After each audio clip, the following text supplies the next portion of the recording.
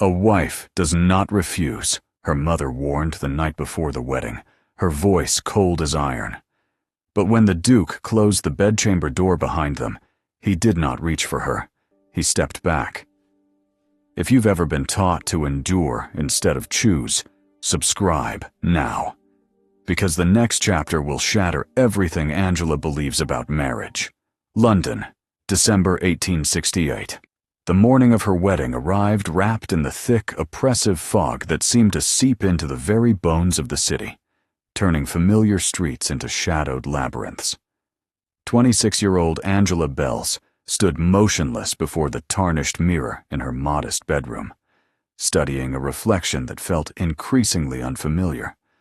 A woman pale as winter, her auburn hair pulled severely back, her gray eyes betraying nothing of the fear coiling in her chest like a serpent.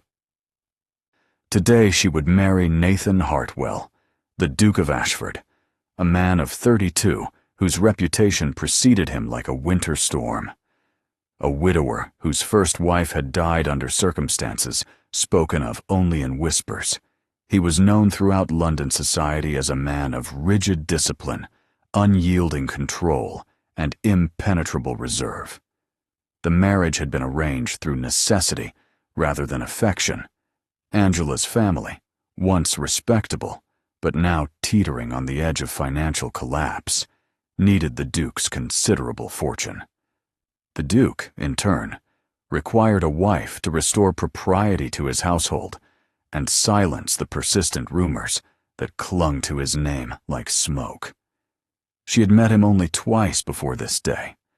Both encounters had been brief, formal affairs conducted in drawing rooms with chaperones present, where conversation remained stilted and carefully measured.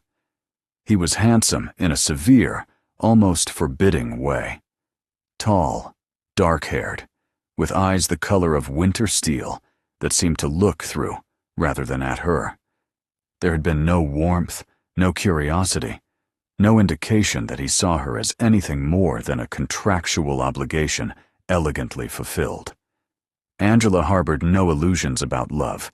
She understood her role with painful clarity: to be obedient, silent, and dutiful, to manage his household with invisible efficiency, to submit to his authority without question or complaint, to become, in essence, precisely what generations of women in her family had become: decorative shadows in their husbands' lives. The bedroom door opened with a deliberate slowness, and her mother entered, her narrow frame wrapped in black bombazine, her face carved into the expression of grim endurance that Angela had known all her life. Beatrice Bells moved through the world as though perpetually braced against disappointment, her own marriage having taught her that survival meant surrender, that peace required silence. She closed the door with quiet finality, then turned to face her daughter with the cold determination of a woman passing down an inheritance of suffering, preparing Angela for a ritual as old as marriage itself. What followed was a conversation that would brand itself into Angela's memory, words that would wrap around her like chains, shaping not just her expectations, but her very understanding of what it meant to be a wife. Her mother's instruction was explicit, unflinching, and utterly devoid of comfort. Tonight, when the Duke exercised his marital rights, and he would, for that was the natural order of things, Angela must close her eyes and remain perfectly still. She must make no sound, show no response, betray no emotion whatsoever. To resist would be to invite disaster. To show pleasure would be to reveal something shameful, something indecent. "A wife does not refuse," Beatrice repeated, her voice hard as stone. "Refusal invites ruin. Silence ensures survival. You will endure, Angela, as I endured, as your grandmother endured. This is what women do." The weight of those words pressed down like a physical force, suffocating in their certainty, as if her mother were not offering advice but pronouncing a sentence. Angela said nothing. There was nothing to say. She simply nodded, feeling the last remnants of girlish hope she had barely acknowledged possessing, die quietly in her chest. But to understand how Angela Bells had arrived at this moment, how a woman of intelligence and spirit had come to accept such diminishment as inevitable, one must look back to the years that shaped her, to the cold vicarage where silence was safety, to the mother whose bitterness had calcified into doctrine, and to the lessons learned in a household where love was never spoken and power was never questioned. Yet even as Angela absorbed her mother's warnings, she knew almost nothing of the man she would marry within hours. Nathan Hartwell, Duke of Ashford, was spoken of in London's drawing rooms with a peculiar mixture of respect and unease. He was a man of rigid discipline, his days structured with military precision, his estates managed with exacting efficiency. Servants whispered that he rose before dawn, that he tolerated no disorder, that his silence could be more cutting than another man's rage. Society matrons praised his propriety while secretly finding him unsettling, too controlled, too remote, as though something vital had been locked away behind those winter-gray eyes. But it was the rumors about his first wife that hung heaviest in the air. Lady Catherine Hartwell had been beautiful, delicate, and young when she married the Duke. Within 3 years, she was dead. The official cause was listed as a wasting illness, but those who had seen her in her final months spoke of a woman who had simply faded. No scandal attached itself to the Duke's name. He had been every inch the proper husband. But there was something in the way people's voices dropped when they mentioned her, something unspoken that made Angela's skin prickle with dread. Their first meeting had occurred 6 weeks prior in the drawing room of a mutual acquaintance. Nathan had stood near the window, his posture perfect, his dark coat immaculate. When introduced, he had bowed with mechanical precision and spoken exactly 7 sentences, each one polite, formal, and utterly devoid of warmth. His gaze had rested on her face for perhaps 3 seconds before sliding away, as though he were assessing livestock rather than meeting his future wife. The second encounter, a week later, had been no warmer. He had inquired about her health, her family's circumstances, and whether she had any objections to residing primarily at his country estate. Angela had answered quietly, correctly, feeling his attention on her like the weight of cold stone. When she had dared to ask a question of her own, something innocent about the estate's gardens, he had paused, seemingly surprised she had spoken at all, before providing a brief, factual response that invited no further conversation. She had mistaken his restraint for indifference, his formality for cruelty in waiting. He was a man who measured every word, controlled every gesture, revealed nothing. And tonight, she would belong to him entirely. Now, as afternoon shadows lengthened and the wedding hour approached, Angela stood in the small church vestibule, her hands trembling inside white gloves. Through the half-open door, she could see the Duke waiting at the altar, his back rigid, his profile carved from marble. The ceremony passed in a blur of ritual words and binding vows. Nathan's voice was steady, emotionless. Angela's was barely audible.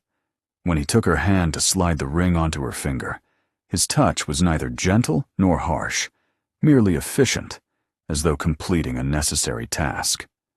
The wedding breakfast that followed was attended by perhaps 40 guests, their polite conversation floating around Angela like fog. She sat beside her husband at the head table, acutely aware of the careful distance he maintained, the way he addressed her as Duchess rather than by name, the way his gaze never quite met hers. As twilight deepened outside the windows and guests began departing with knowing smiles, Angela felt the dread that had been simmering all day begin to crystallize into something sharp and terrible. The Duke stood, offered her his arm with formal courtesy, and spoke for the first time in an hour. "The carriage is waiting." The words were simple. The implication was not. They would return to his London residence. The marriage would be consummated. Her mother's instructions would be tested. And Angela Bells, now Duchess of Ashford, felt the last of her composure begin to fracture as the carriage door closed behind them, sealing her inside the darkness with a man she did not know and had every reason to fear. The carriage ride passed in suffocating silence, the rhythmic clatter of wheels over cobblestones marking time like a countdown. Angela sat rigidly across from her husband, her hands clasped so tightly in her lap that her knuckles had gone white. Nathan stared out the window, his profile illuminated intermittently by passing street lamps, his expression revealing nothing. When they arrived at the Duke's London residence, an imposing Georgian townhouse that loomed 4 stories high, Angela was escorted not by her husband, but by a stern-faced housekeeper, who introduced herself as Mrs. Daventry. The woman's eyes held a mixture of pity and professional detachment as she led Angela up the grand staircase, down a corridor lined with ancestral portraits whose painted eyes seemed to follow their progress, and finally to a door at the hall's end.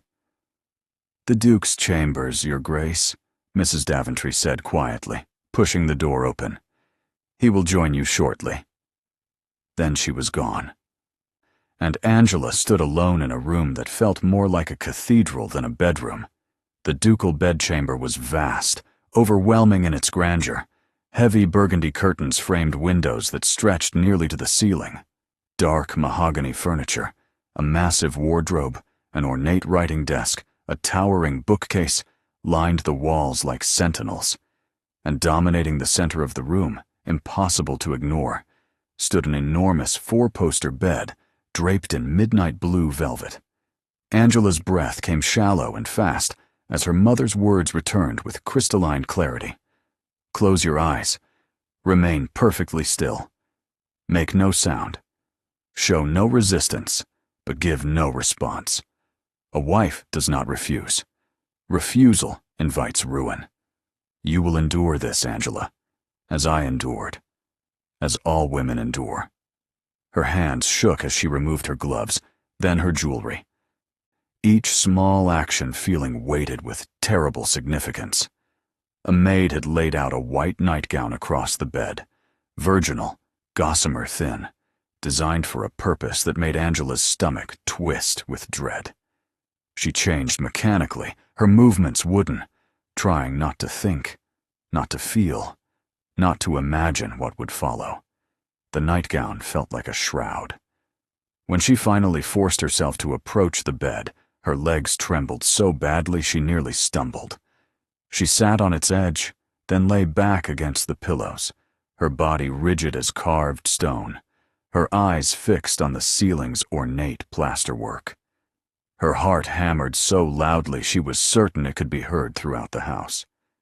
"Close your eyes," her mother had said. "Remain still." Angela closed her eyes. Minutes stretched into an eternity. The fire in the hearth crackled softly. A clock somewhere in the room ticked with maddening steadiness. She heard footsteps in the corridor, heavy, measured, approaching with terrible inevitability. The door opened, closed. The sound of the lock turning was like a gunshot in the silence. Angela's entire body tensed, every muscle coiled tight. Her breathing stopped. Her fingernails dug into her palms. She kept her eyes firmly shut, bracing herself for hands that would claim what society said belonged to him, for the pain her mother had warned her to expect, for the humiliation of being used as an object rather than treated as a person. She heard him move deeper into the room, heard the rustle of fabric, his coat being removed perhaps, heard his breathing, controlled and steady. Then, nothing. The silence stretched. No footsteps approaching the bed. No hands reaching for her. No commands, no expectations, no, "Open your eyes." His voice cut through the darkness, quiet but firm. Angela's eyes flew open, her heart lurching.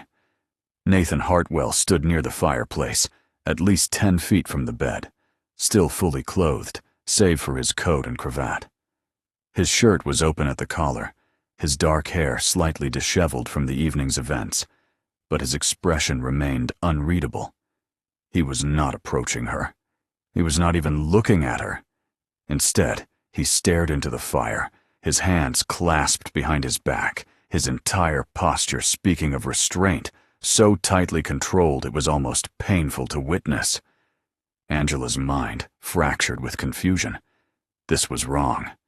This was not what was supposed to happen. This was not what her mother had prepared her for. "Your Grace." Her voice came out as barely a whisper. Nathan turned slowly, his gray eyes finally meeting hers across the shadowed room. What she saw in them was not desire, not cruelty, not indifference. It was something far more complicated, something that looked almost like regret. If you think you know what happens next, subscribe now, because what the Duke does will haunt you if you miss it. The silence between them stretched like a chasm, filled only by the crackling fire and Angela's ragged breathing.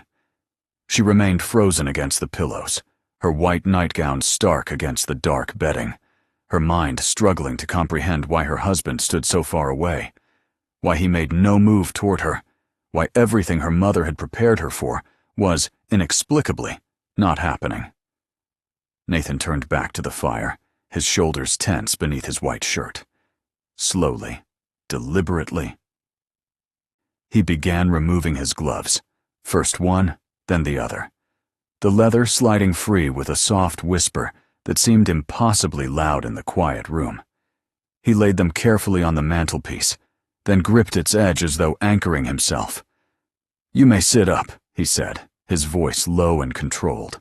"You need not lie there like—" He stopped abruptly, his jaw tightening. "Please, sit up." Angela obeyed mechanically, drawing her knees toward her chest, wrapping her arms around them in an instinctive gesture of self-protection. Her mind raced with terrible possibilities.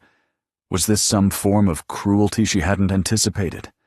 Did he find her so displeasing that he could not bear to— "I know what you were told," Nathan said, still facing the fire. "What your mother said to you. What you believe is expected of you tonight." Angela's breath caught. How could he possibly?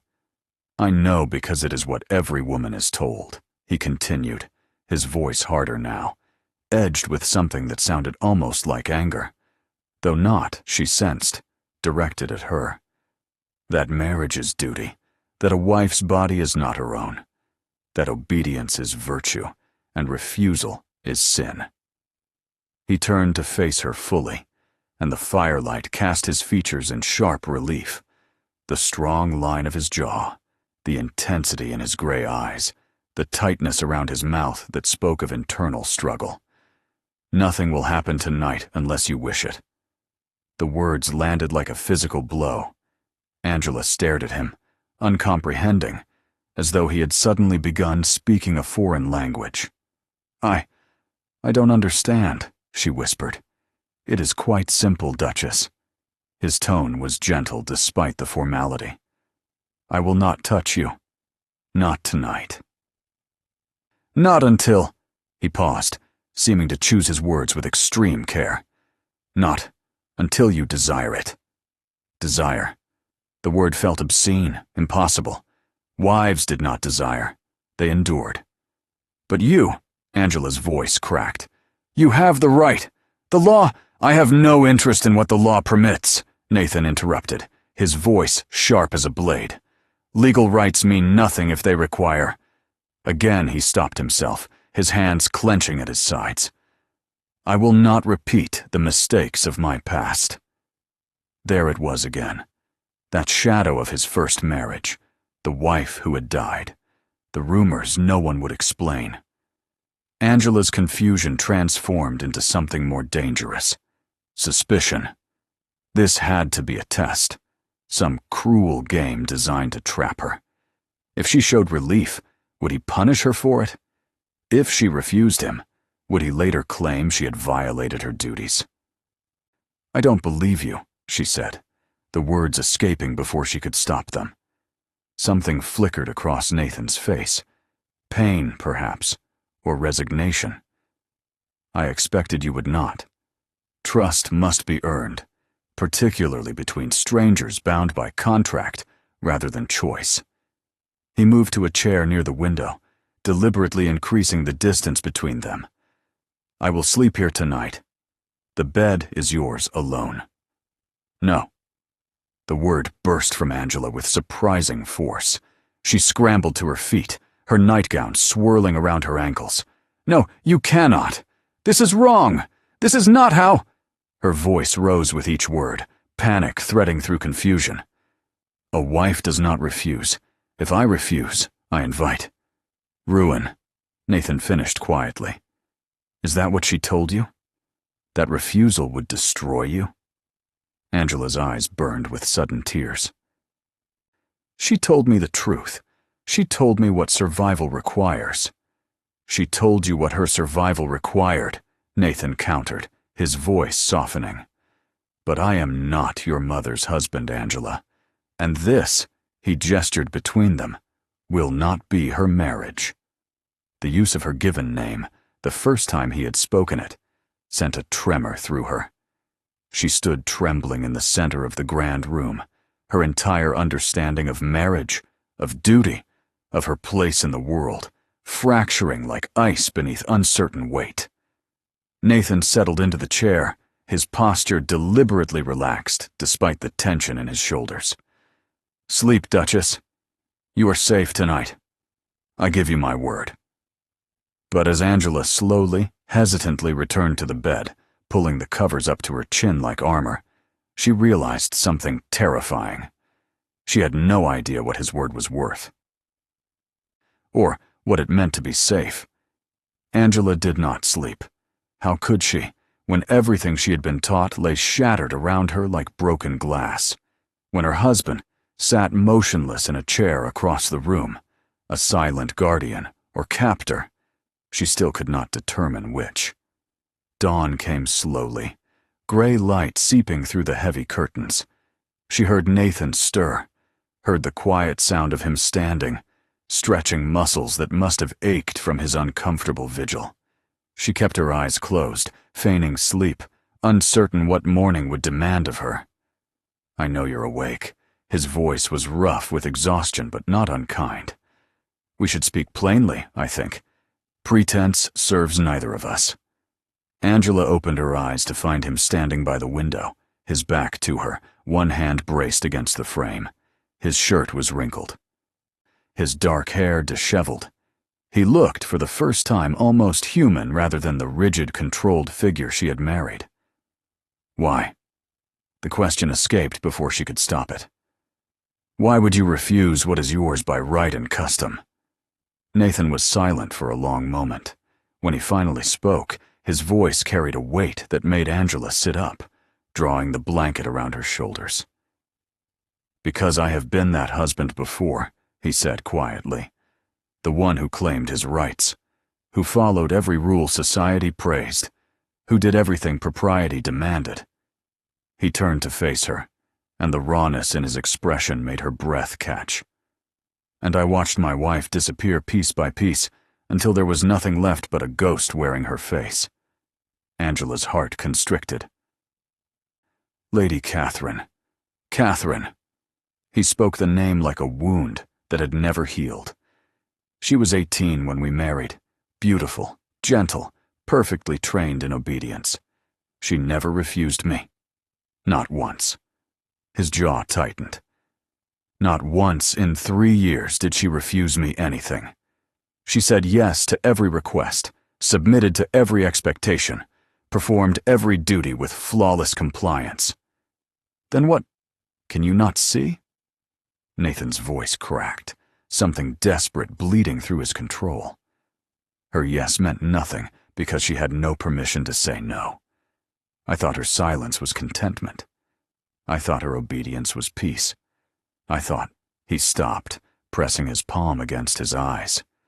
I thought I was being a good husband because she never complained, never wept, never resisted. Angela found herself standing without conscious decision, the blanket falling away. What happened to her? She faded. The words were barely audible. Like a candle starved of oxygen, she ate less, spoke less, smiled less. The physicians called it melancholia, prescribed tonics and rest. But I knew, God help me, I knew, that it was not illness that was killing her. It was compliance. It was the weight of years spent surrendering every piece of herself until there was nothing left to surrender. The pain in his voice was so raw, so genuine, that Angela felt something shift inside her chest, some barrier she had constructed beginning to crack. When she passed away, Nathan continued, the last thing she said to me was, I tried to be good enough. His hands clenched into fists. Good enough, as if her worth was measured by how perfectly she could erase herself. As if love was something earned through self-annihilation rather than freely given. He finally met Angela's eyes, and what she saw there was not the cold indifference she had expected, not cruelty or callousness, but something far more complex.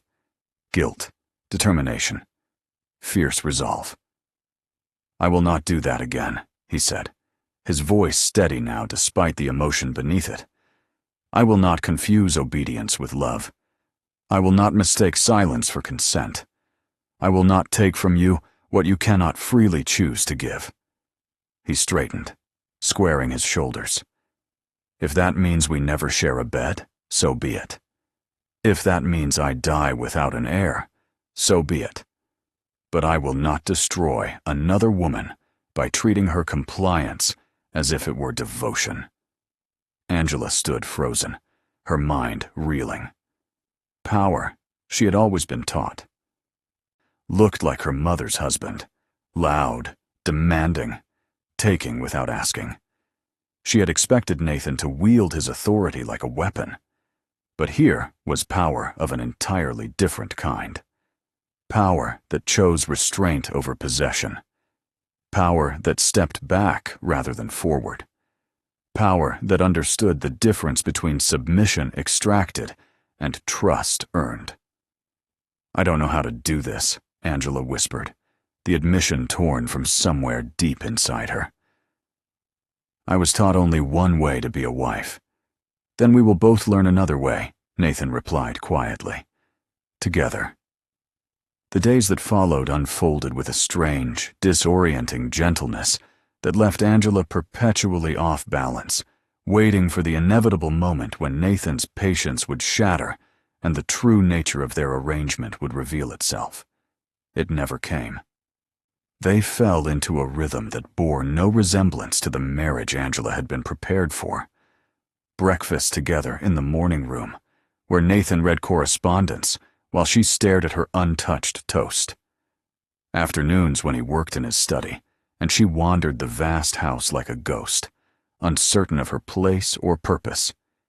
Evenings in the drawing room, sitting in chairs positioned at a careful, respectful distance, the silence between them heavy with unspoken things. He never entered her bedchamber. She slept alone in the grand room that should have been theirs, while he took a smaller chamber down the hall, a reversal so unprecedented that the servants whispered about it in corners, their speculation a constant reminder of how abnormal their situation was. On the fourth day, Nathan asked if she would walk with him through the estate gardens. Angela agreed, because refusal seemed somehow more dangerous than compliance. They walked the graveled paths in silence, her hand resting lightly on his offered arm, both of them painfully aware of every point of contact. The December air was crisp, turning their breath to vapor, and the gardens lay dormant under winter's grip. "What do you enjoy, Angela?" The question came so suddenly that she stumbled, only his steady arm preventing her from falling. What? What brings you pleasure?" Nathan asked again, his tone genuinely curious. What activities, what subjects, what pursuits interest you? Angela opened her mouth to answer, and found nothing. Her mind was utterly blank. She searched desperately through her memories for something, anything, but found only a void where preferences should have lived. She stopped, humiliation flooding through her. I don't know. Nathan halted, turning to face her fully. You don't know what you enjoy? No one ever. Angela's voice cracked. It was never relevant. What I enjoyed, or didn't enjoy. I was taught what was proper, what was dutiful, what would make me an acceptable wife. But what I actually... The words died in her throat. The horror of it settled over her like a shroud. 26 years of life, and she could not name a single thing that brought her genuine joy. Not because such things didn't exist, but because she had never been permitted to notice them, to claim them, to consider her own pleasure worthy of consideration. That terrifies you, Nathan observed quietly. It was not a question. Yes. The admission came out as barely a whisper.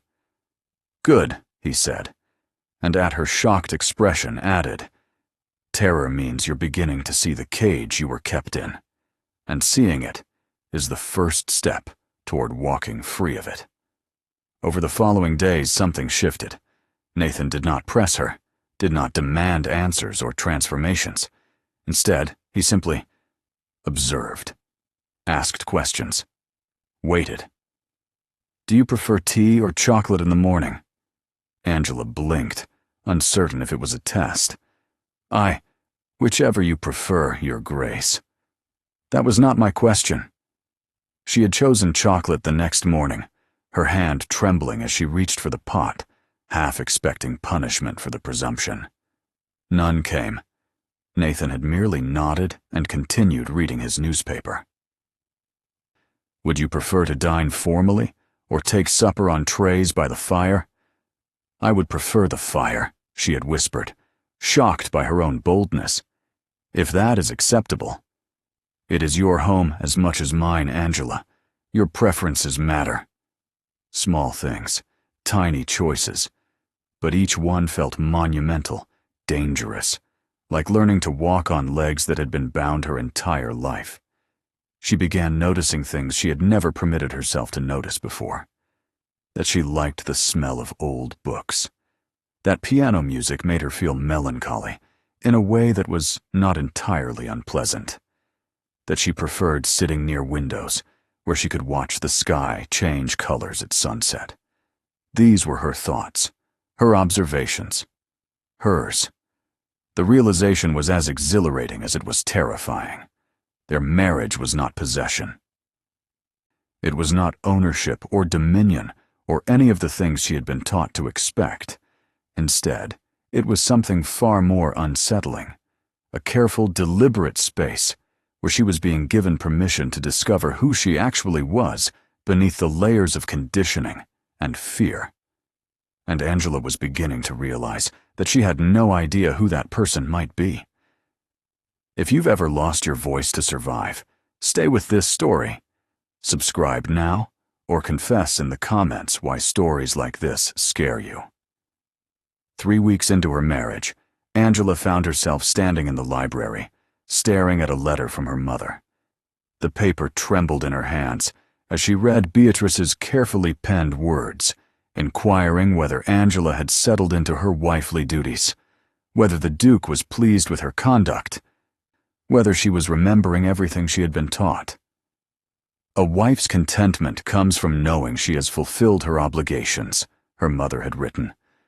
Your silence on these matters tells me you are adjusting as you should. I am proud of your obedience. Angela's hands clenched, crumpling the letter's edges. Obedience. The word her mother wielded like a talisman, as if it could ward off all harm, guarantee all safety. But standing in Nathan's library, where he had given her unrestricted access to every book, every comfortable chair, every quiet corner, Angela finally understood the truth her mother had never been able to face. Obedience had not protected Beatrice Bells. It had imprisoned her. Her mother's bitterness, her resigned martyrdom, her determination to pass the same chains to her daughter. It had all been presented as wisdom, as survival, as love. But it was none of those things. It was simply the only way Beatrice knew to make sense of her own suffering. If compliance was virtue, then her pain had meaning. If silence was strength, then her voicelessness became nobility rather than tragedy. But Angela was beginning to see another possibility, a more dangerous one. What if her mother had been wrong? The thought felt like heresy, like betrayal. But once it took root, it grew with terrible inevitability, spreading through every certainty she had ever held. "You've been standing there for 20 minutes, Angela startled, turning to find Nathan in the doorway, concern etched across his features. "I received a letter from my mother," she said, her voice steadier than she expected. And I think," Angela stopped, gathering courage. "I think she taught me obedience because she was afraid, because it was the only way she knew to survive her own marriage. But," the words came faster now, tumbling out with gathering momentum. "But that doesn't make it right. It doesn't make it true." Something shifted in Nathan's expression. Approval, perhaps, or relief. "No, it doesn't." "She was trying to protect me," Angela continued, working through the realization even as she spoke it aloud. "By teaching me to disappear, to have no voice, no will, no self. She thought if I was small enough, quiet enough, obedient enough, I would be safe." Her voice hardened. "But I would not have been safe. I would have been exactly what she was, a ghost in my own life." "You are not a ghost," Nathan said quietly. "No." Angela lifted her chin, meeting his gaze directly for the first time since their wedding. "No, I'm not." The days that followed brought small rebellions that felt enormous. Angela began speaking during meals without being addressed first, offering observations about the books she read, or the weather, or the condition of the rose garden. Nathan listened with genuine attention, asking questions, encouraging her thoughts. When he invited her to the theater, she said, voice trembling but clear, "I would prefer not to go. Crowds make me uncomfortable." She had braced herself for anger, for insistence, for punishment. Instead, Nathan had simply nodded. "Thank you for telling me. Would you prefer a quiet evening here instead?" The power in that moment, the power of refusal without consequence, was dizzying. She began making choices with increasing confidence. She rearranged the furniture in the drawing room because the previous configuration felt oppressive. She asked the cook to prepare meals she actually enjoyed, rather than what was traditionally served. She spent entire afternoons in the library, reading books that interested her, rather than ones deemed proper for ladies. And Nathan not only permitted these small revolutions, he encouraged them. "You disagree with me," he observed one evening during a discussion about estate management. "I can see it in your face." Angela's old instinct was to deny, to smooth over, to agree. Instead, she took a breath and said, "Yes, I think your approach is too rigid. The tenants need more flexibility, not stricter rules." She waited for his displeasure. Instead, he smiled, a genuine smile that transformed his severe features. "Tell me more." They debated for an hour. He did not dismiss her ideas or condescend to her. He listened, challenged, considered. And when she made a point he could not refute, he conceded it gracefully. "You should attend the next tenants' meeting," he said finally. "Your perspective would be valuable." Power, Angela realized, was not being taken from her. It was being returned. Piece by careful piece, Nathan was giving back what a lifetime of conditioning had stolen: her voice, her will, her right to exist as a full person rather than a decorative shadow. And with each small choice, each tiny rebellion, Angela felt something long dormant stirring to life inside her. It felt like hope, it felt like fury, it felt like freedom. The moment arrived on a cold January evening, firelight casting dancing shadows across the drawing room walls. They had been reading in companionable silence, a ritual they had developed over the past weeks, when Angela set down her book with trembling hands. Nathan. His name. Not Your Grace or My Lord, but his name, spoken with an intimacy that still felt dangerous on her tongue. He looked up immediately, attuned to the shift in her voice. I need to. She stopped, gathering courage. There is something I must say. He closed his own book, giving her his full attention. I'm listening. Angela stood, unable to remain seated, her body drawn tight with the tension of what she was about to confess. She moved to the window, pressing her palm against the cold glass, needing its solidity to anchor her. You have been kind to me, she began, her voice barely above a whisper. Patient beyond measure. You have given me choices, respected my refusals, encouraged my voice. She swallowed hard. And I am grateful. Truly. But, Nathan prompted gently when her silence stretched too long. But I'm afraid, Angela said, the words breaking like a dam giving way, that if I continue to refuse you, if I continue to say no to the one thing a wife is meant to provide, you will eventually tire of this arrangement. That your kindness is not genuine affection, but merely forbearance. That I am only lovable as long as I remain broken, requiring your careful handling. But that if I, her voice cracked, if I truly heal, if I become strong enough to choose freely, you will discover I am not worth choosing at all. The confession hung in the air like smoke. My mother said, a wife does not refuse, Angela continued, turning to face him now, tears streaming down her face. And I understand now that she was wrong about so much. But what if? She pressed her hand to her chest, where her heart felt like it might shatter. What if she was right about this?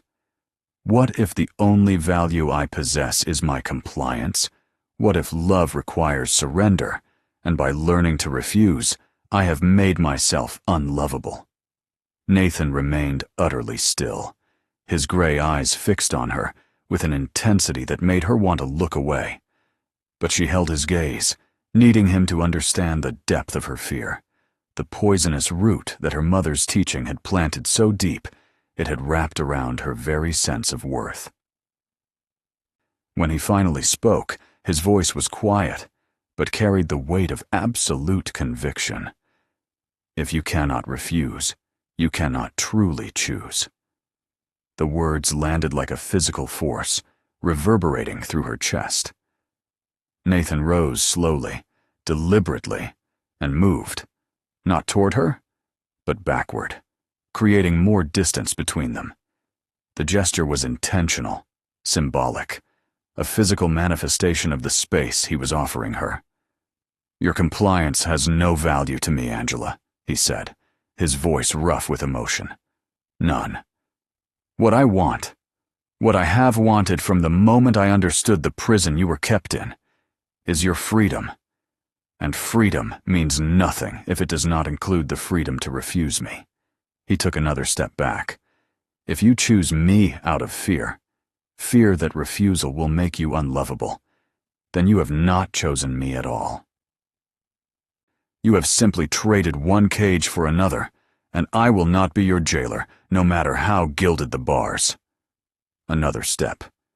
So I am removing myself from the equation entirely. I am not asking for anything. I am not expecting anything. I am simply... He spread his hands, his posture open, vulnerable. Here. And you are there. And whatever happens next must come entirely from you, with no pressure, no obligation, no fear of consequence. The silence that followed was absolute. The fire crackled, the clock ticked, and Angela stood frozen, her entire world reduced to this single moment, this impossible choice. For the first time in her life, she was completely, terrifyingly free. Free to refuse, free to choose, free to speak desire without shame. "I don't want you to step back," Angela whispered, her voice trembling but clear. Nathan went utterly still. "Angela, I don't want distance." The words came faster now, stronger. "I don't want separate bedrooms and careful politeness. And this endless restraint." She moved toward him, each step deliberate, chosen. "I want—" She stopped directly in front of him, close enough to feel the heat radiating from his body, to see the way his breath caught, the way his hands clenched at his sides, with the effort of not reaching for her. "I want you," Angela said, and the words were not surrender, but claiming. Not compliance, but choice. Not because I must, not because I should, but because I do. She reached up, her hand trembling only slightly as she touched his face. "I choose this. I choose you." And when Nathan's control finally broke, when he pulled her into his arms with a desperation that matched her own, Angela understood the difference between being taken and choosing to give. It was everything. Morning light filtered through the curtains of their shared bedchamber, no longer his alone, but theirs. And Angela woke to find Nathan already awake, watching her with an expression of wonder that made her breath catch. "What is it?" she asked softly. "You're still here," he said, a hint of vulnerability beneath the words. "I half feared I would wake to find you had retreated back to separate chambers. That last night had been a mistake," Angela finished. She considered the question seriously, then shook her head. "No, it was a choice.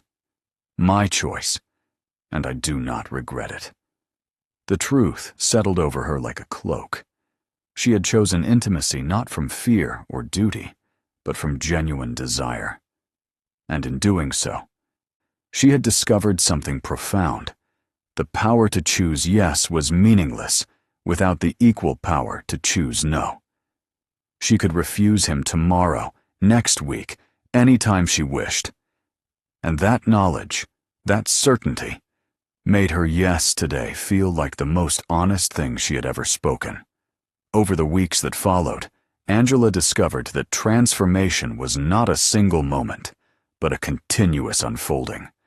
There were mornings when old fears resurfaced, when her mother's voice whispered warnings in her mind. But now Angela had something she'd never possessed before: the ability to examine those warnings, to question them, to choose which truths to carry forward and which to leave behind. She wrote to her mother. Not a dutiful letter filled with platitudes, but an honest one, perhaps too honest. She explained what she had learned about obedience and fear, about the difference between protection and imprisonment. She did not expect her mother to understand. Beatrice Bells had survived her own marriage the only way she knew how, and Angela could not fault her for that survival, but neither would she inherit its methods. "You've changed," Nathan observed one afternoon, as they walked the estate grounds, her hand resting comfortably in the crook of his arm, a gesture that now felt like partnership rather than possession. "Yes," Angela agreed simply. "I have." "Does it frighten you?" She considered the question. "Sometimes. But not as much as staying the same would have."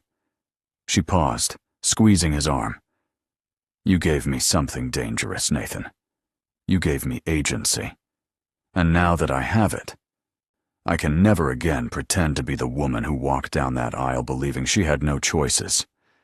"Good," he said, echoing the word he had spoken weeks ago when she first confessed her terror. "You were never meant to be that woman." Angela stopped walking, turning to face him fully. Neither was your first wife. Neither was my mother. Neither were countless women, taught that their silence was virtue and their compliance was love. Her voice strengthened with conviction. But I will not be added to that number. I will not disappear. I will not mistake endurance for devotion. No, Nathan agreed quietly. You will not.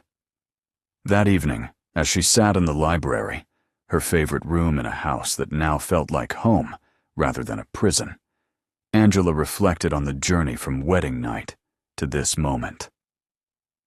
She was not the same woman who had lain rigid in that bed, eyes closed, waiting for inevitability. That woman had been a ghost, already half erased by years of conditioning. But this woman, the one who chose her reading material, who voiced her opinions during meals, who said yes when she meant yes, and no when she meant no, this woman was vividly, undeniably alive. She was not property, not duty, not silence. She was Angela Hartwell, Duchess of Ashford, a woman who had learned the most radical lesson of all, that love freely chosen was worth infinitely more than obedience extracted, and that the power to refuse was the foundation of every meaningful yes. Her mother had warned her that a wife does not refuse, but her mother had been wrong. A wife who cannot refuse is not a wife at all. She is a prisoner who has forgotten she was ever meant to be free. Angela stood at the window long after the sun had set, watching the darkness settle over the estate grounds. Behind her, she heard Nathan enter, felt his presence like warmth at her back. He did not touch her, did not speak, simply waited, giving her space even in proximity. She turned to him, and in that moment, she understood the final truth her journey had taught her. Freedom was not the absence of connection, but the presence of choice within it. Come to bed, she said softly. Not a command, not a compliance, but an invitation, freely offered, freely given. And Nathan smiled, the smile of a man who understood that what she had just given him was worth more than any amount of obedience ever could be. She had given him her choice.